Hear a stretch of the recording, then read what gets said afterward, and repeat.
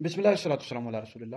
ایک سوال ہمارے پاس ہے کہ یہ جو ستون کا واقعہ ہے کہ وہ ایک کھجور کا جو تنا تھا اس کا ایک ستون تھا جسے نبی کریم علیہ الصلوۃ والسلام ٹیک لگا کر خطبہ ارشاد فرمایا کرتے تھے تو وہ بہت زیادہ اس نے رونا شروع کر دیا تھا جب نبی کریم علیہ السلام کے لیے ممبر تیار کیا گیا۔ تو کیا اس طرح کا واقعہ ہے؟ یعنی بالکل یہ واقعہ بخاری شریف میں تفصیل کے ساتھ موجود ہے کہ نبی کریم علیہ الصلوۃ والسلام یعنی جب ممبر تیار نہیں ہوا تھا شروع میں کھجور کا جو تنا تھا اس کا ایک ستون تھا، اسے ٹیک لگا کر خطبہ دیا کرتے تھے۔ پھر ایک انصاری عورت تھی، انہوں نے نبی کریم علیہ السلام کے لیے ممبر تیار کیا تو حضور علیہ السلام ممبر پر خطبہ ارشاد فرمانے لگے۔ تو اب وہ جو کھجور کے تنے کا ستون تھا بہت زیادہ رونے لگا، یہاں تک روایات میں آیا کہ وہ اس طرح جیسا بچے ہوتے ہیں اور وہ بچے روتے ہیں اس طرح رونا اس نے شروع کر دیا۔ کئی یعنی جو نمازی تھے، صحابہ کرام علیہ رضوان تھے، انہوں نے اس کی آواز سنی۔ پھر حضور علیہ الصلوۃ والسلام نے اس کو اپنے سینے سے لگایا، سینے سے چمٹایا تو یہاں تک کہ وہ اس کا رونا خاموش ہو گیا، یعنی چپ ہو گیا۔ وہ یہ بخاری شریف میں تفصیل کے ساتھ واقعہ موجود ہے اور کئی روایات میں آیا کہ حضور علیہ السلام نے فرمایا اگر میں اس کو نہ یعنی چپ کرواتا، سینے کے ساتھ نہ لگاتا تو قیامت تک روتا ہی رہتا۔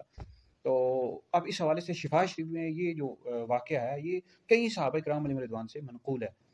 حضرت سیدنا جابر بن عبداللہ، حضرت سیدنا انس بن مالک اور کئی صحابہ کرام علیہ رضوان سے منقول ہے۔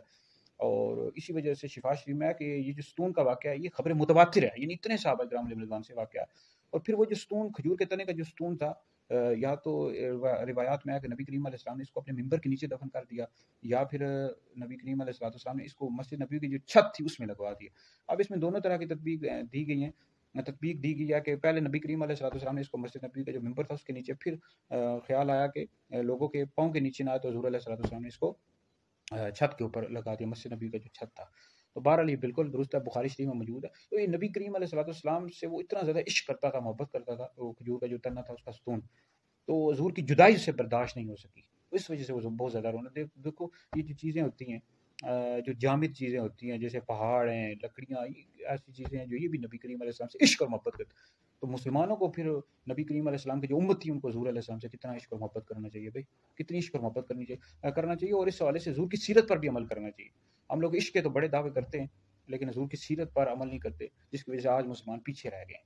تو حضور علیہ السلام کے ساتھ عشق اور محبت بھی کریں اور ساتھ حضور کی سیرت پر بھی عمل کریں۔